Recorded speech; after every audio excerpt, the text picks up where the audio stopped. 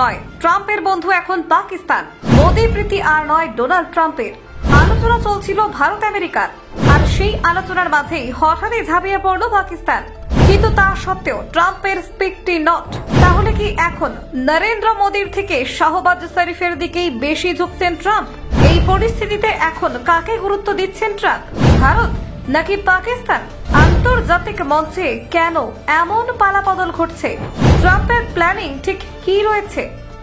দেখুন, বর্তমানে বিশ্বে কূটনীতি আর অর্থনীতি আলাদা কোনো পরিধিতে দাঁড়িয়ে নেই। বাণিজ্য নীতি, বিশেষ করে শুল্ক আরোপ বাছার, আজকাল আন্তর্জাতিক সম্পর্কের একটি বড় দিক হয়ে উঠেছে।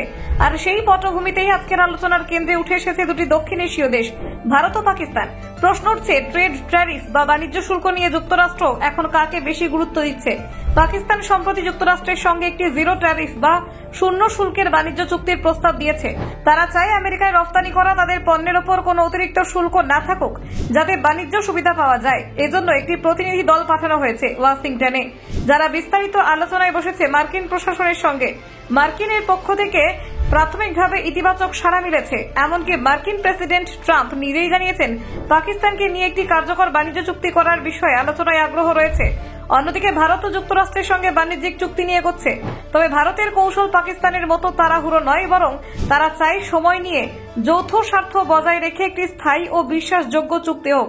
ভারতের পক্ষ থেকে পরিষ্কারভাবে বলা হয়েছে, চুক্তি হলে তারপরে যেন নতুন করে কোনো অতিরিক্ত শুল্ক চাপানো না হয়। অর্থাৎ ভারত চাইছে একটি স্থির ও ভবিষ্যতে নিরাপত্তা নিশ্চিত করা চুক্তি। এই মুহূর্তে পরিস্থিতি দেখে মনে হচ্ছে যুক্তরাষ্ট্র পাকিস্তানের প্রভাবে দ্রুত আগ্রহ দেখালেও ভারতের সঙ্গে তারা দীর্ঘমেয়াদী কৌশলগত সম্পর্কের স্বার্থে বেশি গুরুত্ব দিচ্ছে। পাকিস্তানকে তারা কিছু বাণিজ্যিক সুবিধা দিতে পারে ঠিকই, কিন্তু ভারতের সঙ্গে সম্পর্ক এখন অনেক গভীর, বিশেষ করে প্রতিরক্ষা, প্রযুক্তি ও কৌশলগত দিক থেকে। যেখানে পাকিস্তান চায় অল্প সময়ের মধ্যে একটি শূন্য শুল্ক চুক্তি করে কিছু সুবিধা আদায় করতে, সেখানে ভারত চায় ধাপে ধাপে আলোচনার মাধ্যমে একটি স্থায়ী ও পরস্পর সম্মত চুক্তিতে পৌঁছাতে। যুক্তরাষ্ট্রের কাছে এই দুই ভিন্ন কৌশলের প্রতিফলন ঘটেছে তাদের সিদ্ধান্তে। সব মিলিয়ে ট্রেড ট্যারিফের প্রশ্নে যুক্তরাষ্ট্র এখন একদিকে পাকিস্তানের অনুরোধে দ্রুততা দেখালেও অন্যদিকে ভারতের সঙ্গে ভারসাম্যপূর্ণ ও দীর্ঘমেয়াদী সম্পর্ককেই গুরুত্ব দিতে চাইছে। সময় বলবে শেষ পর্যন্ত কে কার চুক্তি থেকে কতটা লাভ করতে পারলো। Bureau report, Bangla digital TV.